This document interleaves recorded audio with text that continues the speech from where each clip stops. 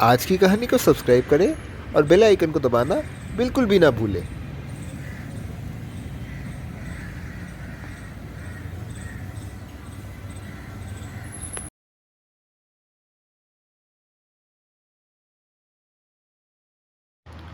एक घना नीला समंदर था।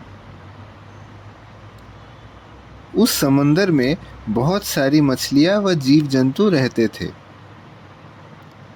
उसके भीतर एक बड़ा साम्राज्य था जहां पर अनेक प्रकार के पेड़ पौधे मिलते थे। वहां पर एक किला था जहां पर समंदर के राजा रहते थे। उस किले में राजा अपनी बूढ़ी माताजी संग रहता था। उस राजा के 3 पुत्री थे। उनमें से तीसरी पुत्री थी जो दिखने में अद्भुत एवं सुंदर थी। उसकी मछलियों जैसी पूंछ थी। वह एक जलपरी थी। वह अन्य मछलियों तथा जीव जंतुओं के संग खेलती है। वह जलपरी उस किले के भीतर इधर उधर खेलती व मौज मनाती है। सभी पुत्री के पास अपने अपने आंगन थे जहां पर वे अपने पेड़ पौधे उगाते थे। वहां पर जलपरी थी जिसका आंगन अन्य के तुलना में छोटा था।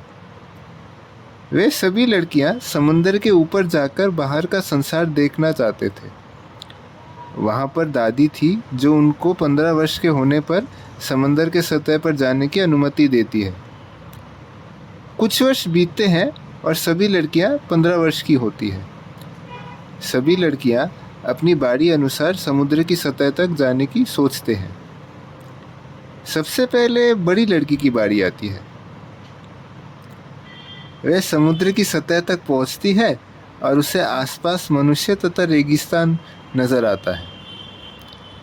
उसके बाद दूसरी लड़की 15 वर्ष की होती है और उसकी बारी आती है। वह भी समुद्र के सतह तक जाती है और उसे समुद्र पर हंस तैरते हुए व सूर्य को ढलते हुए देखती है। जलपरी 15 वर्ष की होती है। अब इसकी बारी आती है। वह समुद्र की सतह तक पहुंचती है और उसे चारों ओर अंधेरा दिखाई देता है। कुछ देर बाद एक बड़ा सा जहाज उसकी तरफ आता है। वह जहाज के चारों ओर तैरती रहती है। वह जहाज के चारों ओर निहारती है।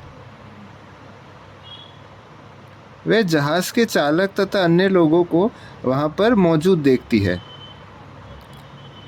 वहां पर एक आदमी था जो कि राजकुमार था। जलपरी खुशी से झूमते हुए वापस अपने परिवार के पास जाती है। वह अपने दादी से मिलती है और उसे उस राजकुमार के बारे में बताती है। उसकी दादी उसको उसमें और राजकुमार के बीच का फर्क बताती है। वह मनुष्य और उसके बीच का फर्क समझाती है। मगर जलपरी दादी की सलाह से उदास होती है। वह फिर भी जहाज को अनुसरण कर उसके आसपास तैरती रहती है।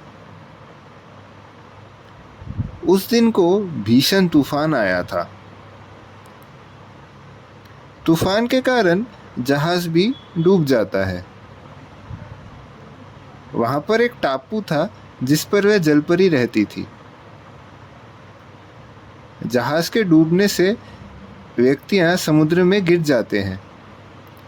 जलपरी उस राजकुमार को समंदर में बहते हुए देखती है।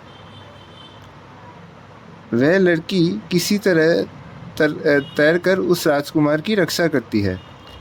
राजकुमार अचेत रहता है और जलपरी उसे जगाने का प्रयास करती है। वह समुद्र के भीतर अन्य बहनों से सहायता लेने को जाती है। वे सभी टापू की ओर पहुंचते हैं कि राजकुमार वापस जाग उठता है। राजकुमार जलपरी को जहाज के आसपास तैरते हुए देखता है और उसे पहचानता है। कुछ देर बाद वे 3 बहनें समुद्र के भीतर उनके दरबार पर प्रवेश करते हैं। मगर जलपरी अभी भी उसकी दादी की बात पर निराश रहती है। कुछ देर बाद एक जादुई चुड़ैल से उसकी भेंट होती है। वह अपनी कमजोरी तथा राजकुमार को पसंद करने की बात उस चुड़ैल को करती है। वह जादू करके उसकी पूंछ से मनुष्य की पैर में बदलने को कहती है। चुड़ैल उसकी संकट हल करने की बात करती है। वह आगे कहती है, इस जादू के बाद से वह वापस जलपरी नहीं बन पाएगी। वह उससे एक घुट्टी का सेवन करने को कहती है। जलपरी इस प्रस्ताव से मंजूर होती है। वह इस टापू पर वापस जाती है और उस घुट्टी का सेवन करती है।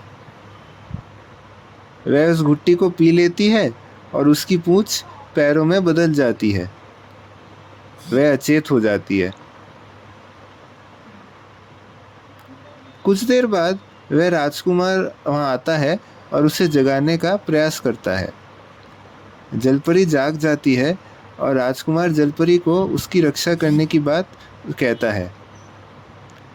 वहां पर एक दूसरा जहाज था जो राजकुमार के स्थान की ओर जाने वाला था। वह उसको अपने हाथों में उठा लेता है और जहाज की ओर रवाना होते हैं। वह जहाज राजकुमार के घर को जाता है। इसी प्रकार वे दोनों जहाज पर बैठते हैं और दोनों एक संग खुशी खुशी रहने लगे। अगर आपको आज की कहानी पसंद आई हो तो कहानी को लाइक करें, इसको शेयर करें और चैनल को सब्सक्राइब करें। नमस्कार।